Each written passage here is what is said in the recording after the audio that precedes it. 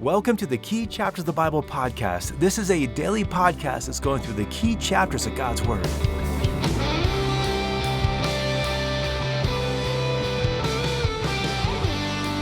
Hello and welcome to another episode of our study in the key chapters of the Bible. And today we're going to be looking at Joshua chapter 2, the account of Rahab and the Spies. Now hopefully you've already read this chapter, you kind of get a gist of what it's about, but just to put it into its setting, Joshua and the people of God are on the Plains of Moab. They're on the eastern side of the Jordan River. On the western side is the Promised Land, the land that they have been waiting for ever since they were delivered from Egypt 40 years earlier. God had promised them this land. Now they just need to walk in His promises and go accept the gift He's given to them. And so, kind of like 40 years earlier, Joshua sends in some spies to scout out the land. Now, 40 years earlier, Joshua himself was a spy, so he kind of knew what this involved. So he also probably knew the land and still remembered it. So this time, the spies are going in just to go and scope out Jericho. And so there's no question they're going in. That's not the question any longer. The question is, where do we go in? And what's the strategy to go in? Things like that. And so they are relying upon God, and they're ready to go and accept the promises He has given to them. You'll remember back in Joshua chapter 1, verses 2 to 8, the Lord said He's going to go give them the land, and no one could stand before them. And so they're taking God at His word, and they're now getting ready to go in. And so, going into our passage here in verse 1, the two spies go in, and they go to the house of a prostitute. Now, they didn't know the Lord was going to knock down the walls of Jericho later on in chapter 6. And so they're just trying to get in there the sneakiest way possible without kind of creating a scene and being noticed. And so they go to this house of this prostitute because probably a lot of people were going there, and they wouldn't be as noticed. But in verse 2, their gig is up, and the king of Jericho says, "Hey, we know you've got these Israelites at your home. Cough them up." And she lies to them. And she's like, "No, they're not here. In fact, they were, but now they're gone," and they went that away.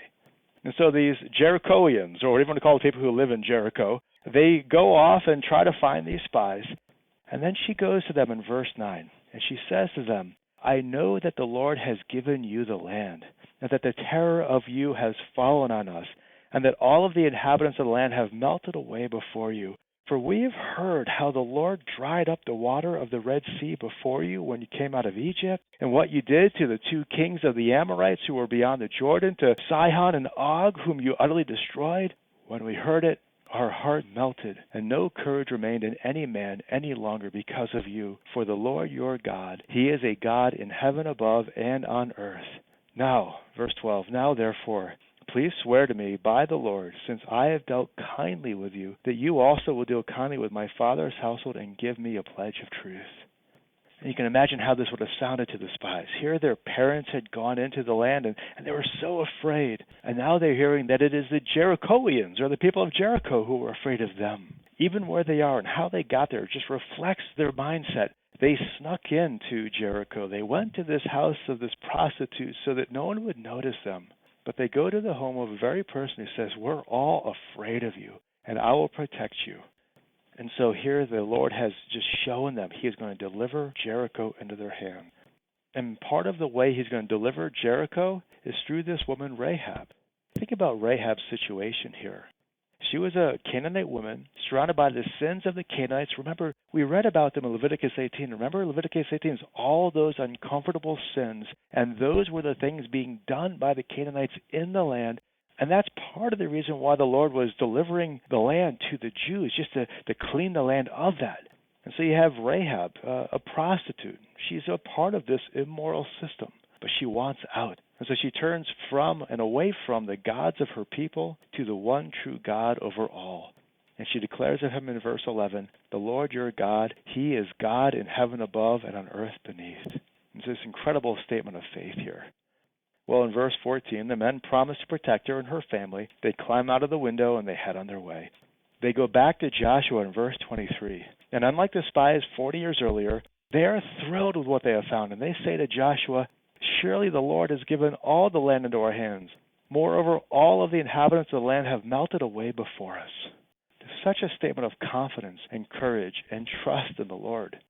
It's a lot like what Joshua and Caleb had said 40 years earlier back in Numbers 14, verse 9, where they said, "Only do not rebel against the Lord, and do not fear the people of the land, for they will be our prey. Their protection has been removed from them, and the Lord is with us. Do not fear them." And so that was the faith of Joshua and Caleb 40 years earlier. That's the faith of these two spies here, and the people of God are ready to go into the promised land. What a difference we see now in this next generation that the Lord has raised up. Their parents and from a generation before were fearful and complaining and grumbling. These guys are just ready to trust God and take him at his word. And so over the next couple of days, we're going to be reading about their conquest into the promised land. I just want to make a couple comments here. For one thing, we have to recognize that Rahab is a picture of faith. She is mentioned several times in the New Testament. For instance, Hebrews 11:31 says, "By faith Rahab the harlot did not perish along with those who were disobedient after she had welcomed the spies in peace." By faith she did this. James 2:25 says, "In the same way, was not Rahab the harlot also justified by works when she received the messengers and sent them out by another way?" And James is citing Rahab as an example of what it looks like to have true faith that takes God at his word and lives in accordance with it. And so here we have a prostitute who believes that God is true and just and worthy to follow. And she was willing to forsake her entire world, her entire life, so that she might enter into fellowship with the true God and his people. She's a great picture of what it looks like to step out in faith and cling to God. As we are finishing on up, that's just something to be thinking about. Here we have a woman who is putting her complete trust in the Lord. And we can stop ourselves and think about this. What would that look like for her? What would it look like for me? She's just a great example of true faith in the Lord. But if you're like me, when you read a passage like this, you might be uncomfortable with what this passage is talking about. I mean, you got a situation where you got Rahab, who's a prostitute. You got these guys sleeping in her house. You got her lying. You got her betraying her entire countrymen. And we might be looking for some kind of way to sanitize this story. Maybe she wasn't really a prostitute. Maybe she just kind of worked there. Maybe she didn't really lie. Maybe if we knew more, we'd see it wasn't really a lie. Maybe she wasn't really betraying her neighbors and all that stuff. Well, the reality is this is an uncomfortable situation. What's even more amazing with this is that Rahab enters into the lineage of Jesus. Not only is she mentioned in the Bible as an example of faith, but in Matthew chapter 1, verse 5, it says that she is either the mother or the ancestor of Boaz, all the way down to Jesus. And so as you think about all the details regarding this event and then how she ends up being in the lineage of Jesus, we're probably uncomfortable. But here's the thing. We might wonder, how could God use this situation that seems so sinful? But when we ask that question, we're probably assuming that there are times when we act really pure and really holy and that we deserve God to work amongst us because we're so righteous before him. But that's not the case. Isaiah 64:6 says, "All of our righteous deeds are as filthy rags." Everything we do for the Lord is tainted with some kind of sin. Often it's pride, it's often doubt, it's often many things. And if God were to wait until we acted with pure righteousness, he'd never work because we're always acting sinfully. So while we may not understand this reality fully right now, we need to realize here that this account with Rahab and the spies, as uncomfortable as it is another example of how God just has to use sinners if he's going to work through you and I. And this is the mystery of God's grace and his goodness, that even though we are sinners, he still loves us and he still chooses to work in us and through us for his glory and for our joy. So it just shows us more of who God is and really all of our situation before him.